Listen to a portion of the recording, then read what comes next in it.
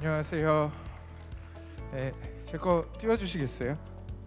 네, 저는 언바운드 랩이라는 펀드는 주로 70% 패밀리 오피스 펀드로 운영되고 있고 30%는 GS 그룹, 현대자동차, 크래프톤 그리고 뭐 몇몇 주요 LP 분들로 이렇게 구성되어 있습니다. 그래서 전체 100% 중에서 70%는 상장사에 투자가 되고 있고요. 30%는 AI 스타트업 팀들, 미국하고 델러웨어, 샌프란시스코 그리고 우리나라의 팀들에 투자를 하고 있습니다. 그래서 오늘 제가 지난주에 한국에 들어왔고 오늘 드릴 말씀은 스타트업 씬에서 저희랑 공동 투자하고 있는 뭐 A16Z나 아니면 한국의 여러 스타트업 VC들이 어떤 관점으로 보고 있는지를 살짝 보여드리면서 앞에 뭐 김태환 리더님이나 전승범 총괄님께서 말씀하신 내용이 제가 많이 배웠거든요. 그런데 그 내용을 보면은 무슨 생각이 드셨나요? 저는 이제 뭐 굉장히 깊이 있는 내용이었는데 결국에 어떤 식의 내러티브를 준비를 해야 되느냐 이런 것 같아요. 어떤 포인트 오브 뷰로 ESG를 스타트업들은 바라봐야 되느냐인데 그런 관점에서 보면은 저희 투자자 중에도 아까 우리 전승범 총괄님이 말씀하신 그분 있잖아요. FNC 코롱에 인수된 회사 캐시미어 회사인데요. 유동주 대표님 저희 이제 투자자시기도 하고요. 그런 분들하고 얘기를 나눠보면은 딱 이런 것 같습니다. 여러분께 한번 여쭤보고 싶은데 제 시간이 없지만 이게 더 중요한 얘기니까. 자, 워라벨이라는 표현이 있잖아요. ESG 담당자 분들 계시면은 한번 생각해봐 주세요. 워라벨, 워크 앤 라이프 밸런스를 몇 대 몇으로 가져가는 게 가장 좋은 옵티멀한 값인가요? 네, 워라벨은 몇 대 몇이 가장 옵티멀한 값인가요? 젠슨 황은 그런 얘기를 했거든요. 엔비디아의 젠슨 황이 지난달에 그 얘기를 했죠. 자기는 99대 1이어가지고 너무 행복하다라는 얘기를 했거든요. 아무도 반박을 안 했습니다. 자, 이런 것들의 옵티멀한 값을 잡기 위해서는 스타트업 하시는 분들은 지금 ESG의 옵티멀한 값은 얼마냐라는 질문에 답할 수 있어야 된다고 생각을 하고요. 그러려면은 워라벨 for what? 그러니까 워크 앤 라이프 밸런스가 무엇을 위한 워크 앤 라이프 밸런스냐? 엔비디아는 지금 99대 1로 일해야 된다는 거거든요. 그러면은 ESG for what이 회사마다 기업마다 스타트업 팀마다 for what이 있냐 없냐에 따라서 무엇을 위한 ESG냐가 있느냐 없느냐에 따라서 내러티브가 굉장히 어려워질 수가 있고 아까 재무제표상에서의 비재무적인 팩터들을 입력하는 데 있어서 창의성이 굉장히 떨어질 수가 있고 그런 로드블럭들이 있을 거다라는 겁니다. 아까 카카오 리더분께서도 말씀하셨지만 레리 핑크 얘기를 하셨는데 2020년에 그런 코멘트를 던지고 나서 지난 한 2주 전에 레리 핑크가 한 얘기가 조금 바뀐 부분이 이제 그런 부분인 거죠. ESG 인베스팅에서 우리는 트랜지션 인베스팅으로 바꾸겠다.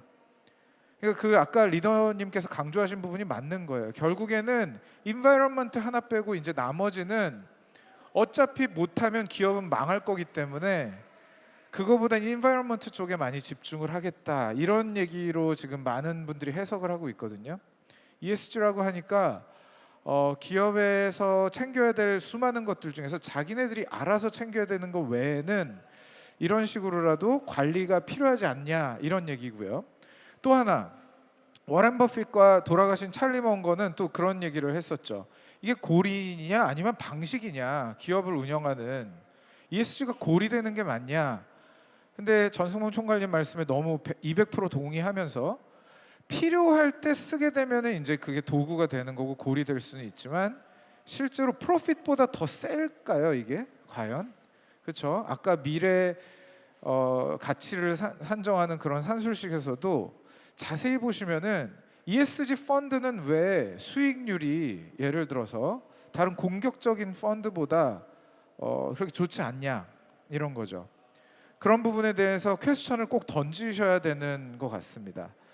그래서 스타트업 팀들은 뭘 보시면 되냐면 일단 온보딩 하셔야 되는 거고 프로핏적으로 온보딩을 하셔야 되는 게 일단 급선무인 거고 내러티브는 그 이후에 만들어도 되는 거죠. 그리고 나서 뒤에서는 서스테이너블한 걸 위해서 챙겨줘야 될 요소들 중에서 ESG에서 평가하는 요소들하고 얼마나 활용할 수 있는 내러티브들이 몇 가지가 있는지 이런 것들을 이제 바라보는 관점이 되게 중요한 것 같고요. 이게 첫 번째. 두 번째 또 중요한 것은 ESG는 사실 레리 핑크가 얘기했지만 그 중에서 environment가 중요하다.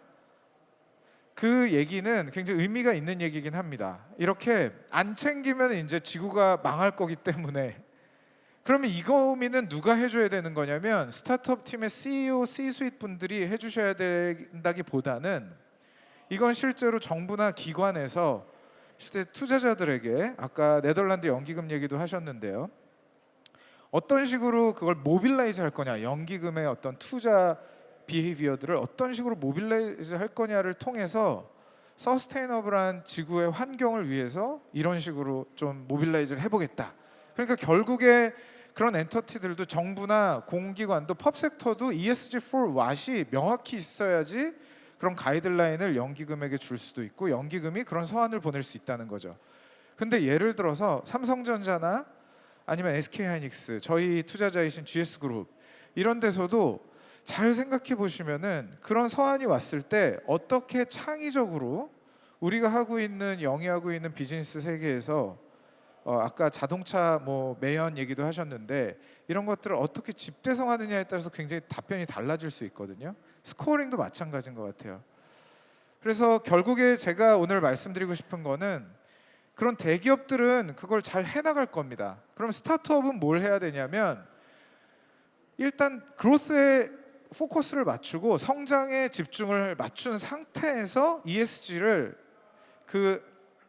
ESG 렌즈를 끼고 그 성장 속에서 우리가 서스테이너블하기 위해서 여러 가지 하는 활동 중에서 우리가 ESG를 위해서 어떤 활동들이 있는지 그리고 이게 첫 번째 그리고 두 번째는 ESG for what 우리 기업은 ESG가 우리 BM에서 어떤 의미가 있는지를 고민을 해보면 된다는 거죠. 그러면 생각보다 굉장히 쉽게 풀릴 수가 있다. 그래서 이 세 가지를 좀 공유를 드릴 겁니다. 그걸 하는 방식, how to.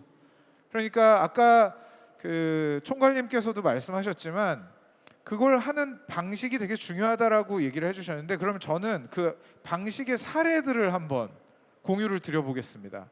우리는 전혀 상관없는 AI, 젠 AI 관련된 크리에이티브 에이전시인데 그럼 우리는 뭘 하고 있는 거지? ESG 활동을 하고 있는 거죠.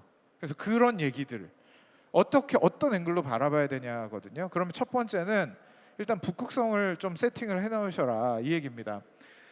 저희가 델라웨어에 있는 팀을 LLM 팀인데요. AI 관련해서 라지 랭귀지 모델을 하고 있는 팀인데 그 팀을 데리고 저희가 3월에 한국에 왔었습니다. 3월에 한국에 와서 한국에 있는 주요 일간지 미디어 그룹의 오너분들을 다 뵀었거든요. 그랬더니 충격을 잡수신 거예요. 와 진짜 AI가 1분 30초 만에 기사와 그리고 논설까지도 사설까지도 다 훨씬 더 고퀄로 써내는구나. 이런 얘기를 했을 때 오너 그룹은 오케이 이거 무조건 계약해야겠다. 익스클루시브 계약하고 싶다. 근데 구매팀으로 넘어갔을 때 구매팀에서 뭐라고 했냐면 기사당 3달러면은 너무 비싼 것 같다. 이게 무슨 개념이냐면은 오너는 일단 이거에 대해서 AI에 대한 관점으로 보고 있는 거고 실무진은 기사 컨텐츠 계약하는 여러 가지 엔터티 중에 하나겠거니 그냥 그런 식으로 바라보고 있는 겁니다. 근데 이걸 자세히 보시면은 이 기사가 물론 AI도 환경적으로 보면은 한 토큰당 물 500ml를 쓰기는 하고 환경에 아주 좋다라고 얘기를 하는 거는 뭐 여러 가지 좀 블러한 영역이 있습니다. 좀 의견이 분분하지만 그래도 실제로 비용 측면에서는 훨씬 더 저렴하기 때문에 이거를 거버넌스 측면으로도 해석할 수 있고 인바이러먼트 측면으로도 해석할 수도 있습니다. 실제로도. 그래서 그런 관점이 또 하나 있고 의사결정을 할 때도 마찬가지. 여러분 편의점 어디 주로 다니시나요? 편의점이 예를 들어서 우리가 CU가 있고 CU라는 편의점이 있고 GS25라는 편의점이 있고 세븐일레븐이라는 편의점이 있는데 페이먼트 파트너사를 선정하고 싶어요. 그러면은 뭘 고민을 하시면 될까요? 페이먼트 파트너. 그럼 네이버 페이를 쓸까요? 토스페이를 쓸까요? 물론 위에는 CU페이, 뭐 GS페이 이런 식으로 뚜껑은 씌워져 있겠지만 내부 기간계는 어떤 거를 쓰면 가장 좋을까요? 그럴 때 우리가 파트너사를 선정하는 데 있어서 기업의 재무 건전성이라든지 기업의 영속성, 파트너사의 어떤 탄탄함 이런 앵글로만 보면은 ESG 보고서를 쓸 때 할 얘기가 없습니다. 근데 그 파트너사의 ESG 스코어라든지 또 더 중요한 거는 실제 우리 편의점에 오는 사람들의 연령대가 30, 40대가 많다. 그러면은 토스를 선정해야 되는 거고요. 왜냐하면 토스는 20대가 쓰니까요. 아니 우리 편의점은 20대가 많다. 그러면은 네이버 페이를 써야 되는 거죠. 네이버는 20대가 안 쓰고 30, 40대가 쓰니까요. 그래서 그런 관점으로 이걸 확장해서 보고 ESG도 똑같이 이걸 좀 확장해서 보면은 우리가 사실 할 얘기가 되게 많다. 제가 구글에서 굉장히 오랫동안 근무를 하면서 많이 느꼈었던 거는 뭐냐면요. 이 크리에이티비티예요. ESG를 어떤 식으로 바라보느냐. 이게 막 포장하자, 슈가 코팅하자 뭐 이런 뜻이 아니고 실제로 여러분 이 지도를 보시면은 우크라이나인데 우크라이나 전쟁 때 저 버튼이 활성화가 비활성화되어 있습니다. 트래픽 버튼이 비활성화되어 있습니다. 이거는 소셜리 굉장히 임팩트가 큰 액션이었거든요. 왜냐하면 러시아군이 실제로 원래 이런 식으로 교통 정보가 우크라이나도 나왔다면은 미사일을 아주 적확하게 쐈겠죠. 그래서 우크라이나의 피해가 컸겠죠. 근데 구글에서는 트래픽 버튼을 비활성화시키는 이런 활동들. 자, 이런 거는 그러면은 S에 속하는 거 아닌가? 이런 개념으로 바라볼 수 있는 거. 그럼 결국에는 뭐냐면 기업이 ESG 자체를 어떤 식으로 바라볼 건지 ESG for what? 이런 관점에 대해서 고민을 해놓으시고 ESG를 들어가셔야 되지 ESG for what이 없습니다. 워라벨은 그냥 좋은 거니까 좋은 거다라고 생각하면은 9대 1이 좋은지 8대 2가 좋은지 7대 3이 좋은지 모르거든요. 그런 개념이라고 보시면 됩니다.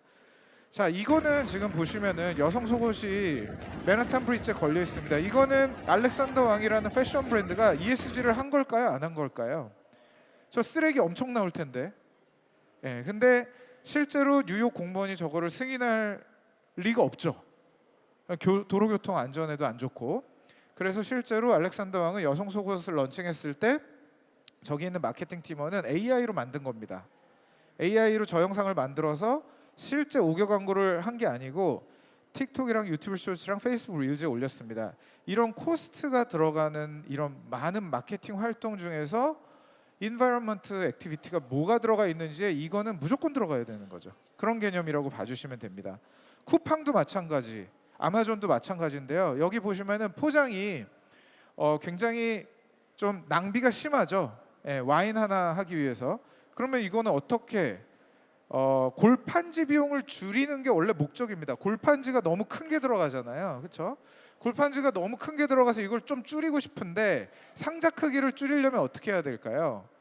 실제로 AI를 통해서 물건의 크기만큼만 잘라서 넣는 활동을 했어요. 이거는 지금 원래는 아마존하고 쿠팡에서 하고 있는 코스트 이피션트한 프로젝트 같은데 그게 아니라는 거죠. 그럼 ESG 리포트에 무조건 들어가야 되는 겁니다. 이런 거는. 아마존이 또 하나 하고 있는 게 아마존에서 B2B 말고 AWS 말고 B2C에서 비용이 제일 많이 발생하는 영역이 뭐냐면 반품입니다. 반품. 반품이라고 하면은 ESG 활동을 뭘 할 수 있을까요? 똑같습니다. 이거 앵글을 바꾸는 건데요. 코스트 이피션트 프로젝트인데 알고 보니까 반품을 왜 하는지 물어보는 액티비티 자체도 ESG 활동이다. 당신들 왜 반품을 하나요? 라고 물어보는 활동. Farfetch라는 회사에도 쿠팡에 똑똑한 분들이 들어가셔가지고 지금 그걸 하고 있죠. 왜 우리 옷을 반품하셨나요? 그랬더니 사이즈가 안 맞아서. 아마존도 마찬가지였던 거죠. 인테리어 소품이 반품이 제일 많은 거 보니까 크기 문제구나 해가지고 사실 AR 기능을 넣은지 AR로 먼저 사이즈를 자기네 집에서 한번 테스트를 해보고 나서 구매를 해라 이랬더니 아마존의 코스트가 줄어듭니다. 근데 이거 고민해서 잘 생각해 보면 ESG 활동이라는 거죠. 결국에 에코시스템에 영향을 미칠 수 있는 거 그리고 인바이런먼트에 영향을 미칠 수 있는 것들은 이렇게 좀 다양한 경계 없이 보는 게 되게 중요한 것 같습니다.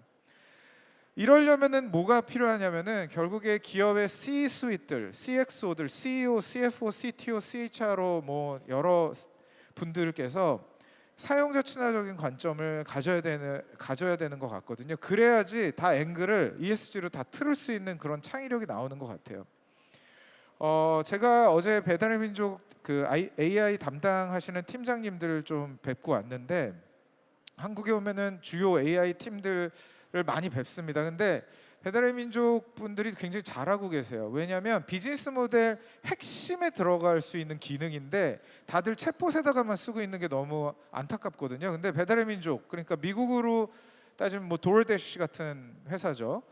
그 회사는 실제로 피자 좋아하면 치킨 추천하고 뭐 이런 거 하다가 이제는 그런 미개한 추천 방식을 안 쓰겠다. 왜냐하면은 소셜리 너무 낭비가 심한 거예요. 여러분 배달의 민족 들어갔는데 메뉴 고르다가 10분, 15분 넘어가다가 그냥 졸려갖고 잠드는 거.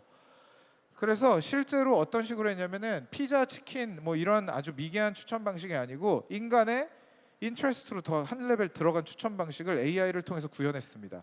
배부르고 김밥은 삼삼하니 저런 거는 어떤 식당의 어떤 면을 보여주는 거죠? 네.